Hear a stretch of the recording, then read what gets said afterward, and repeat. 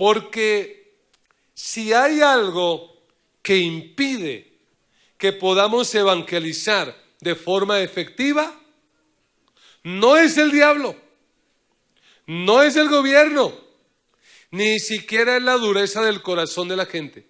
Si hay algo que impide que nuestra evangelización sea efectiva, es el mal testimonio. Yo no sé a cuánto les ha ocurrido que cuando empiezan a evangelizar a alguien, a compartir la palabra a alguien, ellos se defienden.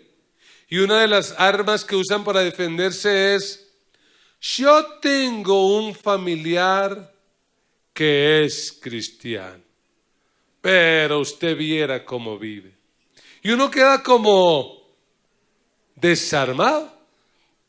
Yo tengo un vecino que es cristiano, pero es mala gente, porque da mal testimonio.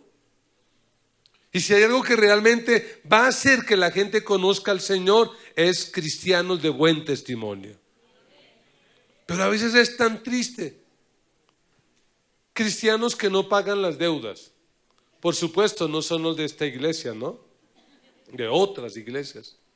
Cristianos que no cumplen con sus compromisos, que llegan tarde a trabajar o que quedan mal, que hacen copia. Matrimonios que pelean. Bueno, que pelean delante de los demás. Porque ¿cuántos matrimonios de aquí pelean? No somos muchos. Con mi esposa sí peleamos seguido. Eso es una cosa tenaz. Pero así nos amamos. Porque ¿hay algo de malo en pelear? No, pelear nos ayuda a crecer y a madurar. ¿Qué es el error? Que muchos pelean, pero pelean y todo el mundo se entera. Dicen, oiga, tan raro esos del apartamento enseguida. Hace poquito tenían a Marcos Witt y ahora tienen música de despecho, los corridos prohibidos. Porque se agarraron y porque pelearon. ¿Eso cómo se llama? Mal testimonio, diga. Mal testimonio. Imagínense que un hermano que estaba en el movimiento de plantación de iglesias dijo, yo quiero ir a plantar una iglesia en tal pueblo. Y era un pueblo de un clima pero bien caliente. Y una de las tareas para plantar una iglesia es ir a hacer una caminata de oración, ver cómo es el pueblo. Y este hermano se fue, era un pueblo caliente, el pobre hermano sudaba y caminaba y miraba por aquí, miraba por allá. Oiga, ni una iglesia en ese pueblo, nada. El pueblo estaba lleno, era de tabernas, billares, cantinas. Y el pastor, el posible pastor, el plantador dijo, oiga, ni un cristiano aquí. Y tenía tanta sed que entró a una tienda, pidió una gaseosa bien fría y se la estaba tomando. Y ahí al frente habían unos borrachos con una mesa llena de licor. Y dijo, voy a preguntarles. Y fue y les preguntó, discúlpeme, ¿en este pueblo no hay cristianos? Y uno que estaba bien borracho dijo, cristianos así firmes, conmigo 4. Diga, eso es mal testimonio. Eso es mal testimonio. ¿Sí o no que es mal testimonio? Anime a alguien y dígale, debemos dar buen testimonio. ¿Cuántos queremos dar buen testimonio? ¿Cuántos honestamente reconocemos que a veces no damos buen testimonio? Que a veces como que se nos van las luces, nos quedamos sin frenos y damos un testimonio que la gente dice, y dice que cristiano. Abra su Biblia en la carta de Pablo a los Colosenses, capítulo 4, versículo 2. Y a la luz de este pasaje, vamos a considerar en este día algunos factores que nos van a ayudar a dar buen testimonio. Colosenses 4, 2. La palabra del Señor dice así: dedíquense a la oración, perseveren en ella con agradecimiento y al mismo tiempo intercedan por nosotros a fin de que Dios nos abra las puertas para proclamar la palabra. El misterio de Cristo por el cual estoy preso. Oren para que yo lo anuncie con claridad como debo hacerlo. Compórtense sabiamente con los que no creen en Cristo, aprovechando al máximo cada momento oportuno. Que su conversación sea siempre amena y de buen gusto. Así sabrán cómo responder a cada uno. Amén. ¿Cuántos queremos dar buen testimonio? 3 factores que nos van a ayudar a dar buen testimonio. Factor número 1. Para dar buen testimonio se requiere clamar. Si hay algo que tenemos que aprender, es que el evangelismo empieza en la oración. Cuando usted empieza a orar por alguien, usted ya empezó a evangelizarlo. Y es interesante lo que dice el apóstol Pablo. Pues cuando Pablo escribe esta carta, por variar, ¿dónde cree que está? Preso. Está en una cárcel romana donde escribió también la carta a Filipenses y la carta a Filemón. Aquí está. Y parece ser que el fundador de la iglesia de Colosas, porque la iglesia de Colosas no la fundó Pablo, sino un hombre de nombre Epafras. Ahí está un nombre bonito para alguno de sus hijos, anótelo, Epafras. Eso suena muy lindo, ¿cierto? Este Epafras parece que fue a Colosas y fundó la iglesia. Pero Colosas era una ciudad con muchos problemas. Era una sociedad dada a la brujería, al ocultismo, a unas religiones misteriosas, raras. Además, era muy dada a la inmoralidad. Era una sociedad terrible. Y parece ser que aunque Epafras ha logrado plantar la iglesia, como que los cristianos no están así muy firmes, que digamos. Así que Epafras va donde Pablo y le dice: por favor, Pablo, ayúdeme. Y Pablo escribe esta carta para ayudarle a Epafras y para ayudar a la iglesia. Y en este texto que hemos leído encontramos esos 3 factores. Y el primer factor que encontramos es la oración. En la Reina Valera, en el versículo 2, la escritura dice: perseverad en la oración, velando en ella con acción de gracias. Versículo 3 dice: orando también al mismo tiempo por nosotros, para que el Señor nos abra puerta para la palabra. Si usted estuviera preso como estuvo preso Pablo, ¿cuáles serían los motivos de oración suya? Diga la verdad, ¿cuál sería su motivo de oración? Pastor, le pido que ore para que salga libre, o para que me rebajen la pena, o algo así. Pero ¿cuál es la petición de Pablo? Pablo dice: les pido que oren para que Dios nos abra puerta. ¿Para qué? Para la palabra. Parece ser que al apóstol Pablo lo que más le interesa no es su libertad. Lo que a él le interesa es que la gente escuche el evangelio y se salve. ¿Sabe una cosa, hermano? A veces el problema nuestro por el que no evangelizamos es porque estamos preocupados por nuestras propias cosas. A veces los cristianos que oran, su oración es una oración terriblemente egocéntrica. ¿Por qué oran? Por mi comida, por mi ropa, por mi salud, por mi casa, por mi carro. Y yo no creo que haya nada de malo en orar por eso, pero yo creo que si queremos ver este mundo cambiado, tenemos que empezar a orar por la salvación de otros. Tenemos que empezar a orar por la salvación de nuestra familia. Tenemos que orar por la salvación de nuestros amigos. ¿Sabe por qué?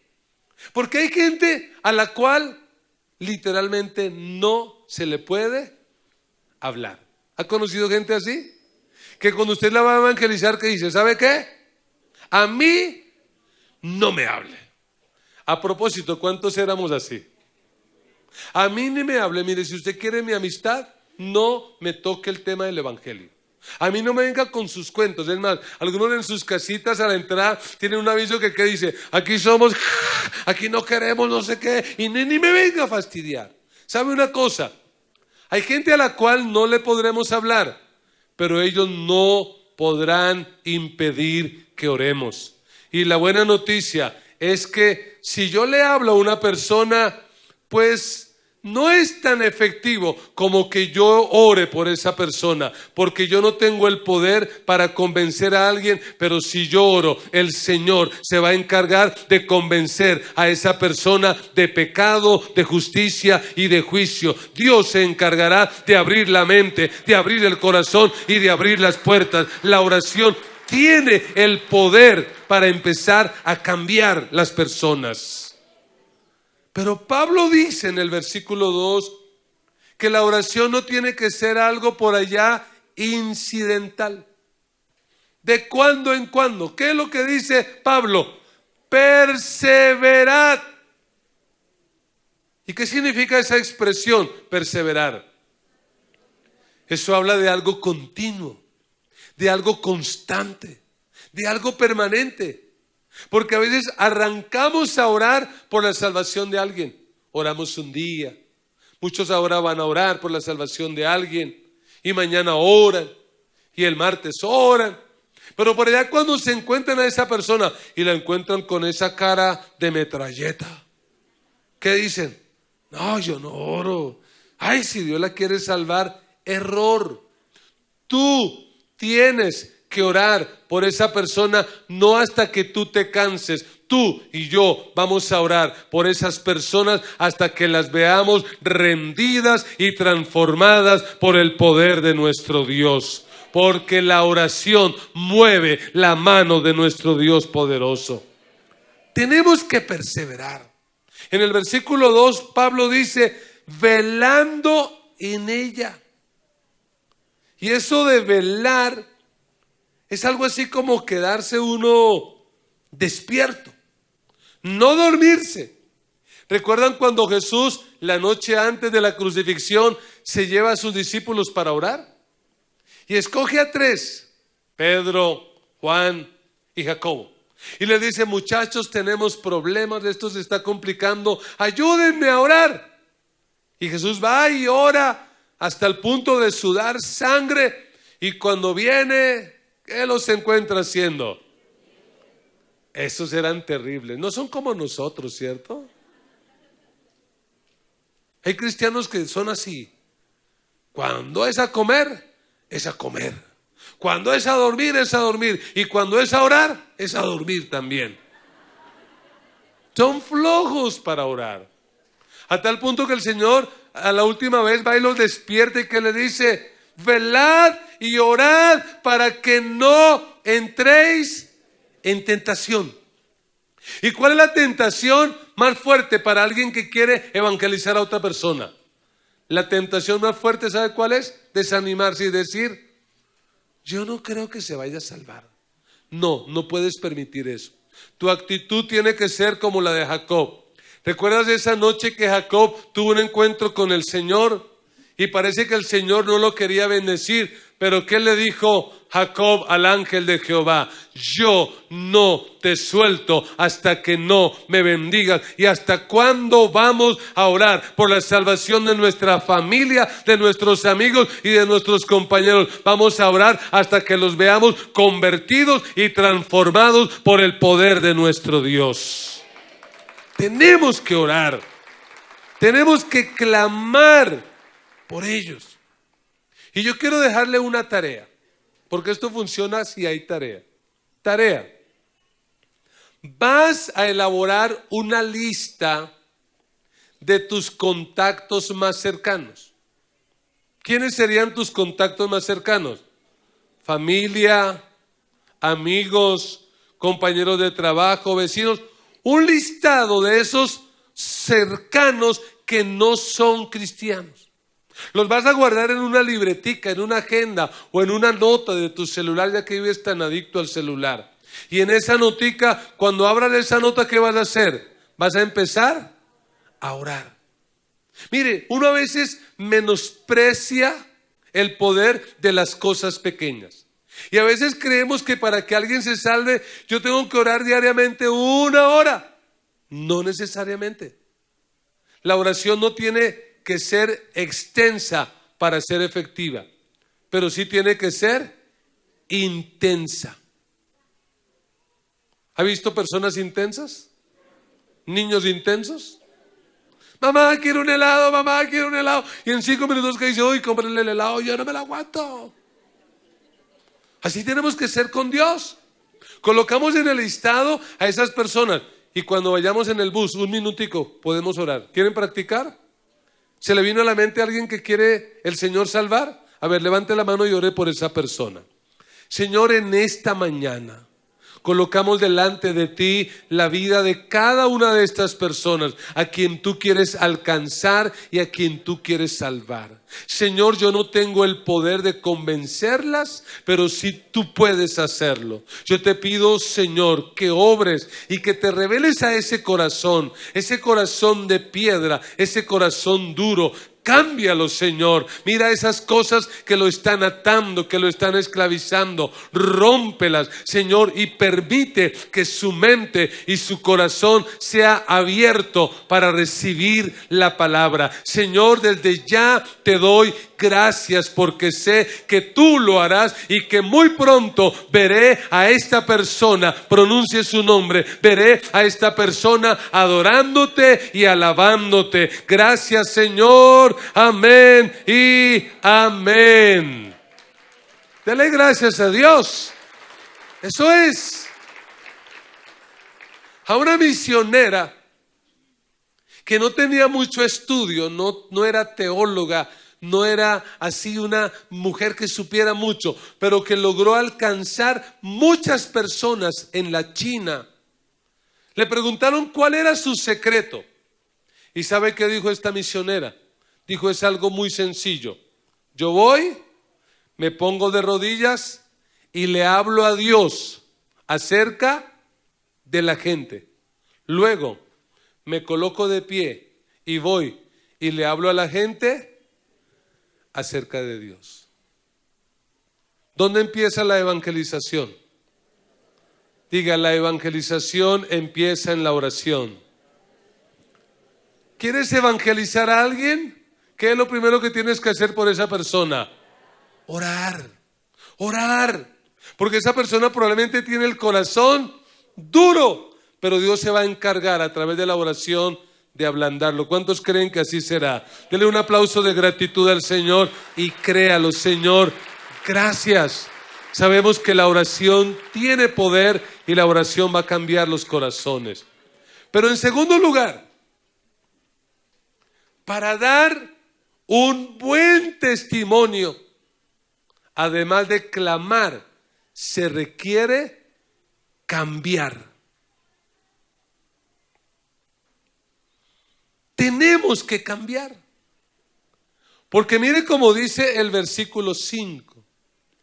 Pablo dice en la Reina Valera, andad sabiamente, ¿para con quién? Para con los de afuera, redimiendo bien el tiempo, redimiendo el tiempo. Mire la NBI cómo lo dice. Compórtense sabiamente con los que no creen en Cristo, aprovechando al máximo cada momento oportuno. Pareciera ser que los hermanos de Colosas se han dejado afectar por su entorno y están dando mal testimonio. Por eso Pablo dice, anden sabiamente, compórtense sabiamente. ¿Por qué? Porque si usted ora por alguien, clama por alguien, pero se comporta mal, ¿qué pesa más para esa persona? Lo que ella ve. Alguien dijo, tus acciones hablan tan fuerte que no me dejan oír tus palabras. ¿Qué es lo que la gente de su empresa, de su universidad, de su barrio ve más? ¿Lo que usted predica? ¿Lo que usted hace?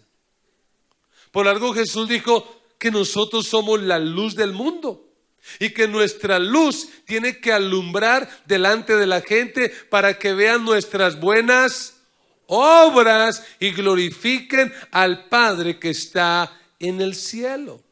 ¿Cuántos quieren iluminar este mundo? ¿Cuántos quieren realmente iluminar esta sociedad? Dígale al que está a su lado, tienes que cambiar. Tienes que cambiar. Se tiene que notar en tu vida un cambio. Y le voy a dar unos tipsitos sencillos, prácticos, así como le gustan. Número 1, sea amable. ¿Quiere iluminar este mundo? Sea amable. Porque hay unos cristianos que son amargados. No toman, no fuman, no adulteran, no roban, no. Esos son casi ya del cielo, pero son amargos. Llegan a algún lugar y no saludan a nadie. Es que no me quiero contaminar con los mundanos. Yo no quiero contaminarme. La Biblia dice que no tengamos ninguna comunión con las tinieblas. Mentira. Tú no te vas a contaminar. Tú eres la luz de este mundo. ¿Qué le cuesta llegar al lugar donde quiera que llegue, sonreír y saludar? Mañana llegas a tu empresa y al portero le dices, hola, buenos días, ¿cómo estuvo el fin de semana? Y si usted nunca lo ha hecho, es probable que a ese portero le va a dar un infarto. Va a decir, ¿a este qué le dio? Porque siempre, ¿cómo lo han visto usted? Sonría, salude. Cuando salga de la casa y vea al vecino, pero pastor, fue el vecino que no me dejó dormir con esa música carrilera ahí toda la noche, no me dejó dormir. ¿Cómo lo va a saludar? Salúdelo, sonríale. ¿Sabe lo que me puso a hacer el Señor a mí por un vecino hace muchos años cuando llegué a este barrio? Me puso no solo a saludarlo, sino a barrerle el frente. Para agotar el testimonio, hoy en día ese vecino está aquí y es miembro de esta iglesia y adora al Señor con nosotros, después de que era un borracho. Sea amable, sonría, dé gracias, pida el favor, trate bien a la gente que le sirve, trate bien a la señora de allá del conjunto que hace el aseo, salúdela. ¿Sabe el nombre de ella? Pregúntele el nombre. Vecina, ¿cómo está su merced? Gracias por mantener esa escalera siempre tan linda. Gracias. Cuando pobre viejita lo que recibe es ¿qué es cosa? Malos tratos. No se eche de enemigo al portero del conjunto. Mire, pierde. Gáneselo. Deje de estar peleando con él. Y por favor, no pelee con el mesero que le sirve la comida. El riesgo de que le escupan esa sopa es tremendamente alto.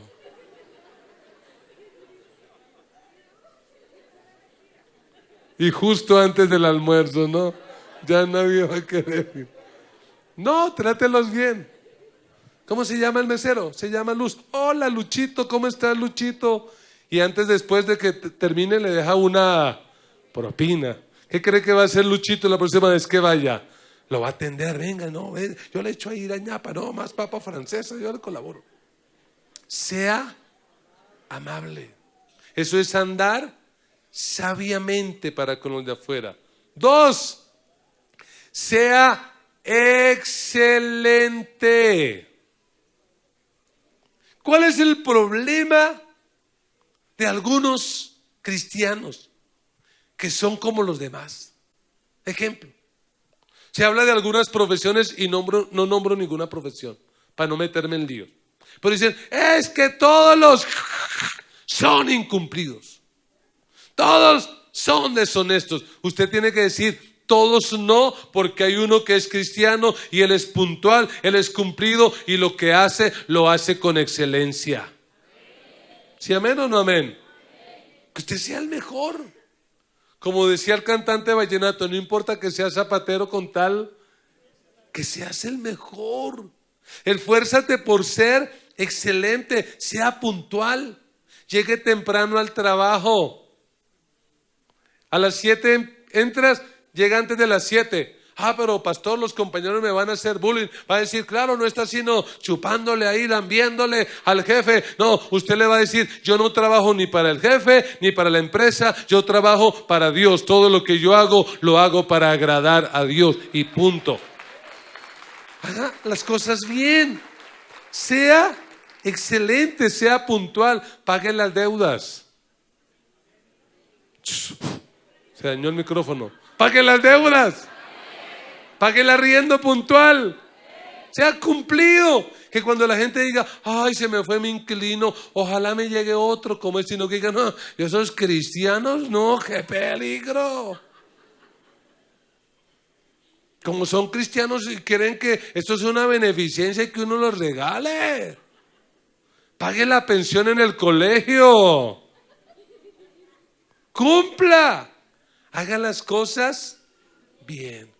¿Sabe lo que dijo Francisco de Asís? Él dijo esta frase: en todo tiempo predica, y cuando sea necesario, habla. La voy a repetir.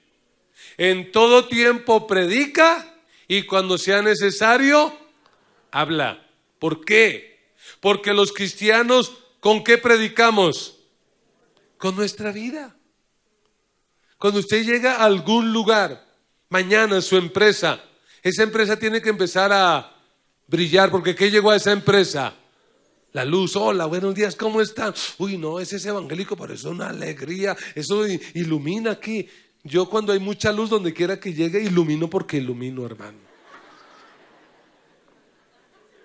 El que lo entendió, ¿cierto? Brillo, resplandezco donde quiera que llegue. Ilumine el lugar donde usted llegue. ¿Sí, amén? Pablo y Silas los metieron un día a la cárcel por predicar el evangelio. ¿Pero qué estaban haciendo a la medianoche Pablo y Silas? Orando y cantando. ¿Será que eso habrá impactado la cárcel? Indudablemente. La gente dijo, ¿cómo es que estos por predicar el evangelio les quitan la ropa, los masacran, están ensangrentados y todavía están cantando? ¿Usted sabe cómo terminó esa noche? Después del terremoto, después de todo eso, el carcelero de rodillas diciendo, señores, ¿qué tengo que hacer para ser salvo? ¿Por qué? Porque cuando la gente ve un cristiano verdadero que realmente ha cambiado, la gente le va a preguntar y va a decir, ¿y usted quién es? ¿Usted qué hace? ¿Usted qué tiene? ¿Por qué? Porque su vida es un mensaje. Por eso ayúdeme a predicar y dígale al vecino, cambie. Pero póngase bravo, hágale así cara como de preocupación, dígale, cambie. Ya es hora. Y hay un tercer factor para ir a almorzar al restaurante. No, ojo con... Bueno, ya sabe. Versículo 6. Dice la palabra de Dios. Sea vuestra palabra siempre con gracia, sazonada con sal, para que sepáis cómo debéis responder a cada uno. Mire lo que dice la Reina Valera. Sea vuestra palabra siempre con ¿qué? Con gracia. Gracia, es decir, esa gente que tiene gracia, que tiene como la chispa, que como que llega y dice, ay, tiene gracia, esa persona tiene, y fulano no tiene gracia. Que Dios nos dé a nosotros. La NBI lo dice de la siguiente manera: que su conversación sea siempre como amena y de buen gusto. Tercer factor, para dar buen testimonio se requiere conversar. No nos podemos quedar en solo orar o en solo cambiar y vivir una vida tranquila y que la gente vea el cambio. ¿Qué tenemos que hacer en algún momento? Tenemos que hablarle a la gente.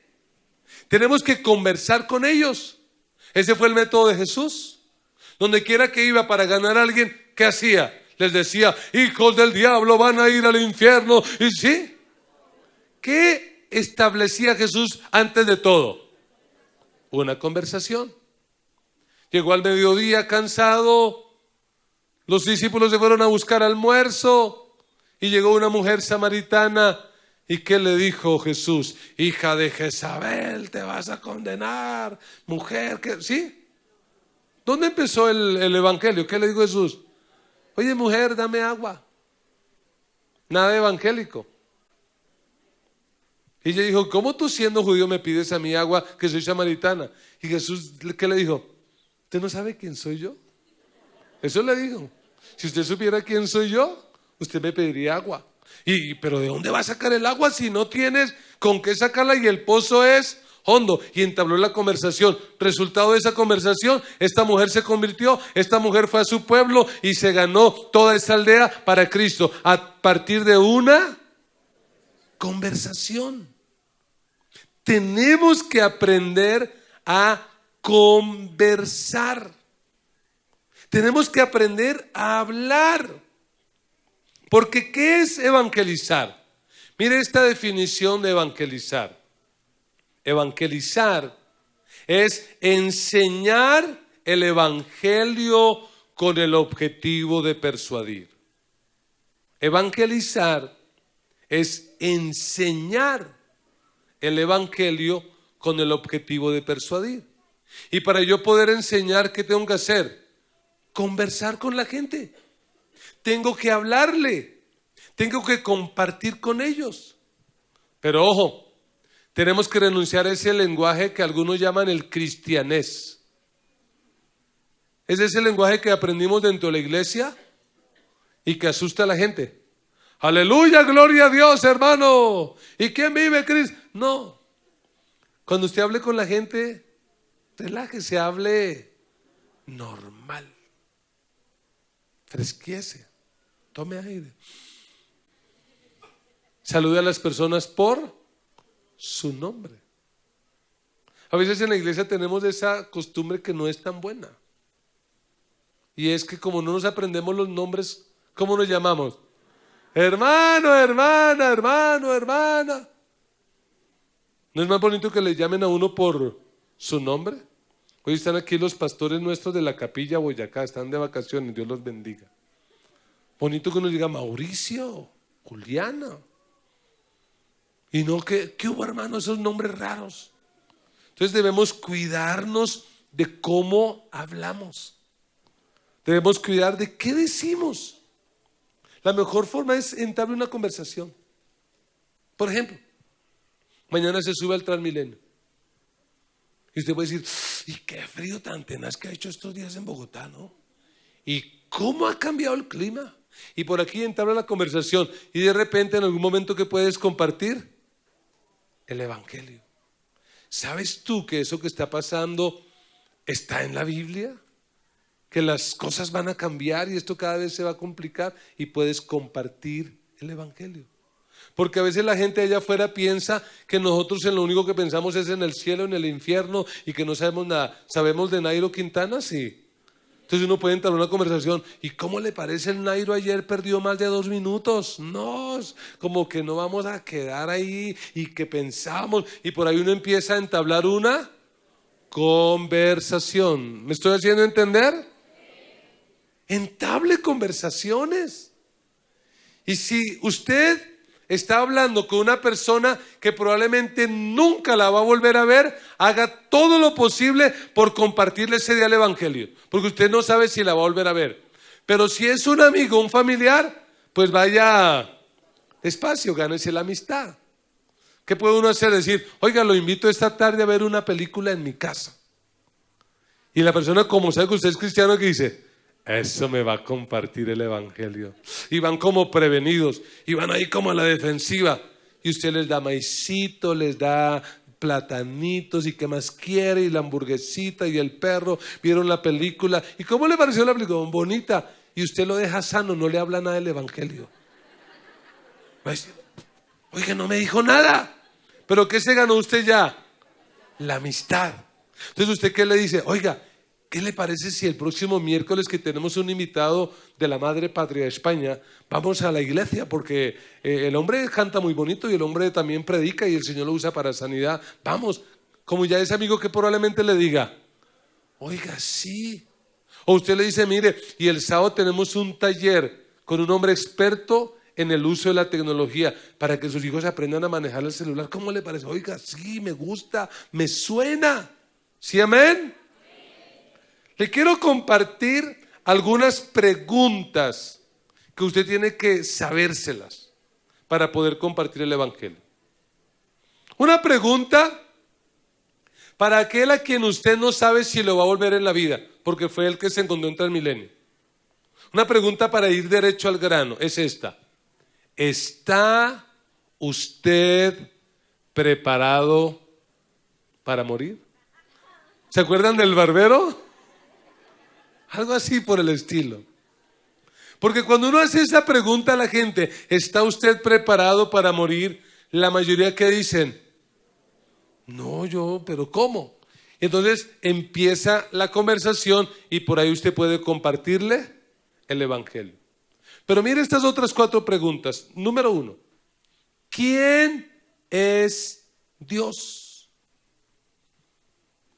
Ya en la segunda película usted dice, ¿y para ti quién es Dios? ¿Y qué respuestas van a surgir? Muchas. Dios no existe, Dios no sé qué, Dios es... Y van a salir cualquier cantidad de cosas que puedes tú compartirle. Mira, Dios es el creador. Él creó todo lo que nosotros vemos. Esto no es producto de la casualidad. Creer que el universo es producto de la casualidad es tan absurdo como creer que este micrófono surgió porque sí. Este micrófono da a entender que alguien detrás estuvo para poderlo crear. Este universo es tan perfecto que no fue creado por el Big Bang. Este mundo fue creado por un diseñador y ese es Dios. Y Dios es tan bueno que nos ama. Él es amor. Pero también hay que decirle, pero Dios es juez justo. Y un día Él va a venir a traer sobre este planeta el juicio. Porque si hay algo que cuando usted evangelice no puede dejar por fuera, es el infierno. Porque cuando nosotros evangelizamos no para que la gente se vuelva hincha de la iglesia o hincha del pastor. Yo no estoy buscando seguidores míos. La idea es que la gente no vaya al infierno. La segunda pregunta que hay que hacerle a la gente es, ¿y por qué estamos mal? ¿Por qué cree usted que estamos tan mal? Generalmente, ¿qué dice la gente? Porque Dios no existe. Si Dios existiera no habría tanta maldad. Si Dios existiera no habría tantos niños huérfanos muriendo de hambre en el África. Si Dios existiera. Pero la razón verdadera, ¿por qué estamos tan mal? Porque el ser humano se apartó de su creador. El ser humano decidió vivir independiente de Dios. Por eso es que estamos mal. Tercera pregunta: ¿qué hizo Cristo? Porque aquí lo importante no es lo que hace el pastor, lo que hace la iglesia. Aquí lo importante es lo que hizo Cristo. ¿Qué hizo Cristo? Entonces la gente va a tener diferentes respuestas. ¿Usted qué tendrá que decirle? No, Cristo es el Redentor. Cristo vino hace 2000 años, se encarnó, murió en la cruz, resucitó al tercer día, se fue al cielo y pronto Él va a volver. ¿Y sabes por qué hizo todo eso? Porque te ama y no quiere que vayas al infierno. Porque te ama y no quiere que te pierdas. Porque de tal manera amó Dios al mundo que dio a su Hijo unigénito para que todo aquel que en Él cree no se pierda, mas tenga vida eterna. Eso hay que decirle a la gente. Y la cuarta pregunta que tenemos que plantear en una conversación es: ¿y cómo podemos regresar a Dios? Si estamos tan mal, porque nos apartamos de Dios. Y si Cristo hizo todo eso, ¿cómo podemos regresar a Dios? La gente da respuestas como, es que hay tantas religiones, hay tantas iglesias, uno ya no sabe qué creer. ¿Tú qué vas a decir? Mira, no es una iglesia, no es una religión, no es un predicador. La Biblia dice, hay un solo Dios y un solo mediador entre Dios y los hombres, Jesucristo hombre, porque no hay otro nombre dado en el cielo bajo el cual podamos ser salvos, y porque Jesús dijo, yo soy el camino, la verdad y la vida, y nadie va al Padre sino por Jesucristo. Cristo es el camino, y si tú quieres volver a Dios, tienes que hacerlo a través de Cristo. Sí, amén. Y para eso tienes que tener claro 3 conceptos. Esto duraría 2 meses en el seminario bíblico aprendiéndolo. Le voy a dar en 5 minutos. 3 palabras. Apréndaselas primero. Arrepentimiento, dígala. Conversión. Seguimiento. Otra vez, arrepentimiento, conversión, seguimiento. Las voy a ilustrar. Cámara, sígueme. Arrepentimiento, ¿qué es arrepentimiento? Que el hombre fue creado por Dios, se apartó de Dios, y por su decisión, ¿hacia dónde va el hombre? ¿Hacia dónde va? Al infierno. Pero un día alguien le comparte el evangelio, y cuando esa persona escucha el evangelio, puede que lo haga, puede que no lo haga, pero creamos que lo hace. ¿Qué hace esa persona? Se arrepiente. Eso es una cosa, se arrepiente, es decir, dice, oiga, sí, yo voy mal, voy por mal camino. ¿Eso será suficiente? No. ¿Por qué? Porque hay gente que aunque escucha el evangelio y entre comillas se arrepiente, ¿qué hace? Sigue igual. ¿Para dónde va? Para el abismo. ¿Qué necesita hacer esa persona? La segunda palabra, conversión militar, ¿cierto? ¿Qué es conversión? Es dar un giro. Eso es una conversión. Cuando ya el comandante decía conversión a la derecha, había que girar hacia la derecha. Entonces el cristiano verdadero no solo se arrepiente, ¿qué hace? Se convierte, cambia de rumbo, pero ahí no se queda. ¿Qué tiene que empezar a hacer? Seguimiento. ¿Y qué hace en la medida que sigue a Cristo? ¿De dónde se está alejando? Del pecado, de la condenación, del infierno. ¿Cuántos nos alegramos en el Señor por lo que Él ha hecho en nosotros? Que nos ha permitido arrepentirnos, convertirnos y seguirle. Sí, amén. Eso es evangelizar. Y uno preguntaría, ¿y a quién tendríamos que evangelizar primero? ¿Sabes a quién tienes que evangelizar primero? A tus hijos. Tú que eres padre, madre, grábate esto en la cabeza. Nadie nace siendo cristiano. Nadie nace siendo cristiano. Ni los hijos del pastor nacieron siendo cristianos. En algún momento de la vida, ¿qué tienen que hacer ellos? Arrepentirse, convertirse y seguir a Cristo. Así que los primeros que tendrías que evangelizar son tus hijos y los hijos de tus hijos, y que tus generaciones sean generaciones que vivan para la gloria de nuestro Dios Todopoderoso. Ellos son los primeros que tienen que convertirse.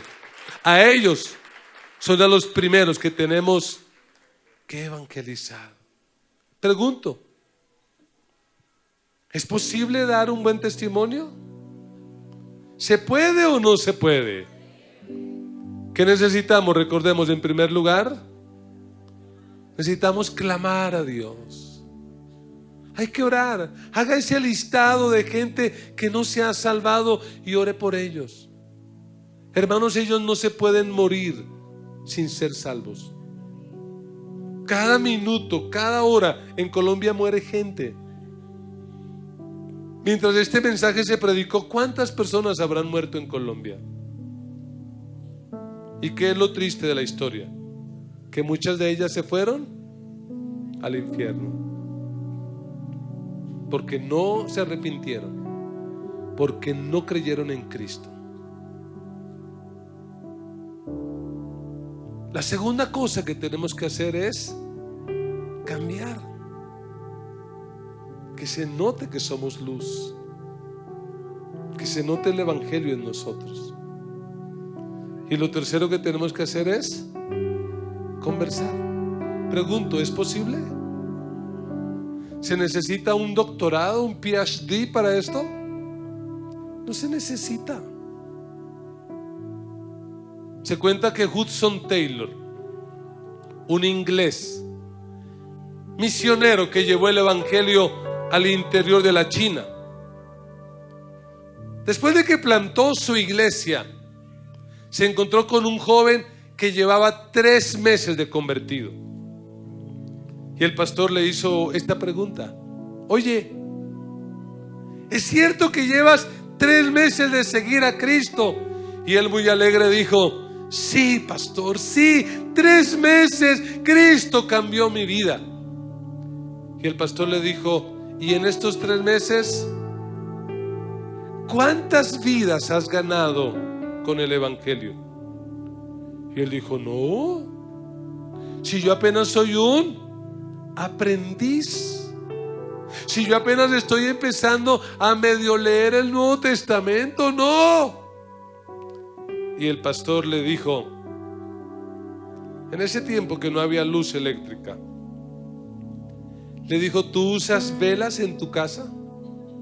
¿Cuántos alguna vez usaron velas aquí? Se va la luz, hay que prender la vela. ¿Tú usas velas en tu casa? Y el joven dijo: claro. Y él dijo: ¿y cuándo empieza esa vela a iluminar? ¿Cuando va por la mitad? ¿Cuando ya se ha desgastado? ¿Cuándo empieza a iluminar?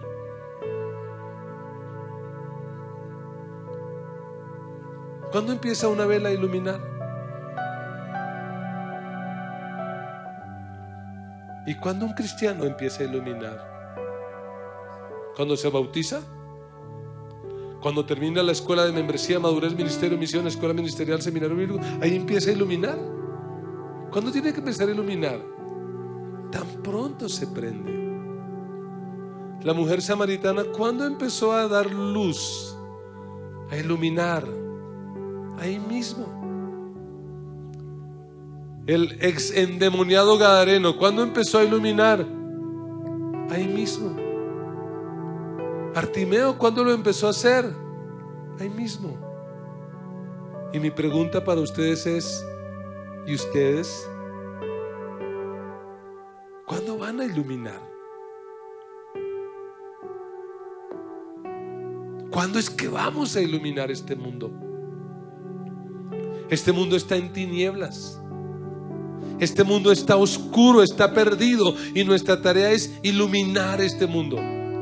Y la mejor forma de iluminar es evangelizando, dando buen testimonio, predicando a Cristo. Termino con esta frase: para anunciar el evangelio, Dios quiere mejores personas más que mejores métodos. Para anunciar el evangelio, Dios quiere mejores personas más que mejores métodos. ¿Cuántos queremos ser esas mejores personas que Dios use? Colóquese de pie y vamos a hablar con Dios. Vamos a pedirle al Señor que nos ayude. Cierre sus ojos, levante sus manos, levante su voz y empiece a orar. Padre, en el nombre de Jesús de Nazaret, te damos gracias en esta hora por tu palabra. Tu palabra es viva y eficaz y es más cortante que toda espada de 2 filos. Tu palabra penetra hasta partir el alma y el espíritu, las coyunturas y los tuétanos. Tu palabra discierne los pensamientos y las intenciones del corazón. Señor, tu palabra tiene poder para darnos vida y vida en abundancia. Tu palabra nos puede cambiar. Señor, en esta hora yo te pido, por favor, cámbiame. Levante sus manos y dígale al Señor de corazón, ¿en qué áreas tú necesitas que Dios te cambie? ¿En qué área realmente tú necesitas que Dios haga algo en tu vida, en tu carácter, en tu manera de vivir, de hablar? Señor, yo te pido que nos cambies, por favor, cámbianos. Por favor, transfórmanos. Haz de nosotros personas transformadas. Que la gente que nos conoce, que nos ha conocido, pueda haber un cambio en nosotros. Que nosotros podamos andar sabiamente para con los de afuera. Que nuestra conducta sea una evidencia del poder de tu evangelio.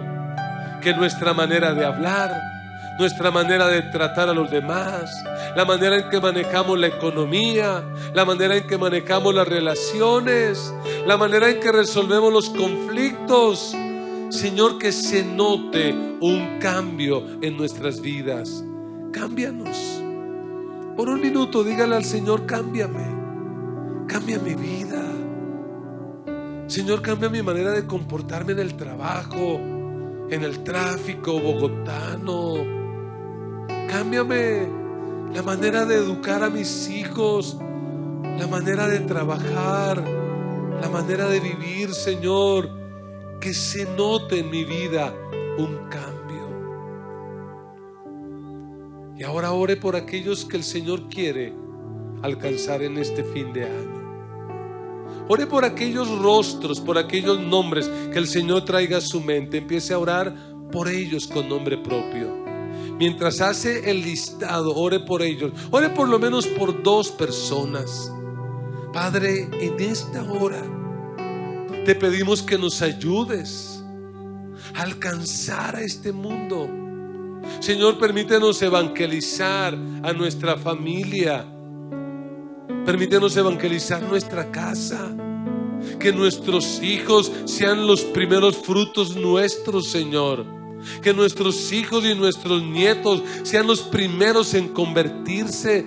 Porque ¿qué ganaríamos si evangelizamos el mundo y se pierde nuestra familia?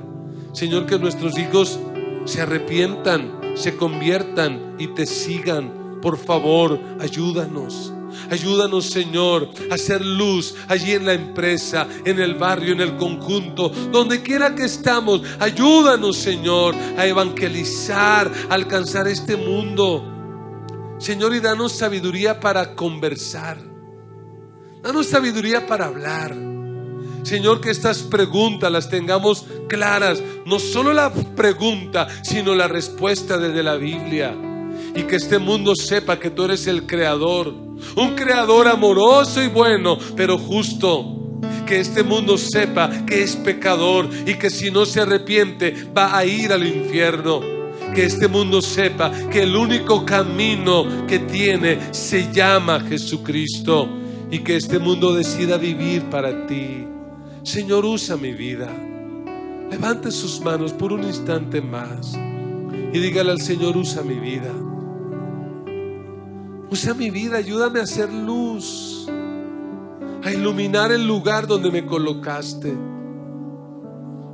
a iluminar el lugar donde me has puesto. Señor, y que alguien vaya al cielo por causa mía, y que alguien esté en el cielo por causa de mi oración, por causa de mi conducta, por causa de una conversación que entablé con alguien. Señor, yo te pido que uses tu iglesia y que haga de esta iglesia una iglesia evangelizadora, una iglesia que gana almas. Permite que en esta semana, Señor, podamos traer amigos a este evento del miércoles. Podamos traer amigos a este evento del sábado. Señor, danos almas. Permite que podamos alcanzar en esta semana a otros con tu evangelio. Permítenos, Señor, ser de buen testimonio. Permite que nuestra vida sea un buen testimonio para esta generación. Señor, yo te pido que lleves en paz a tus hijos. Aleja de ellos el pecado. Aleja de ellos el peligro. Aleja de ellos la enfermedad. Aleja de ellos la tragedia.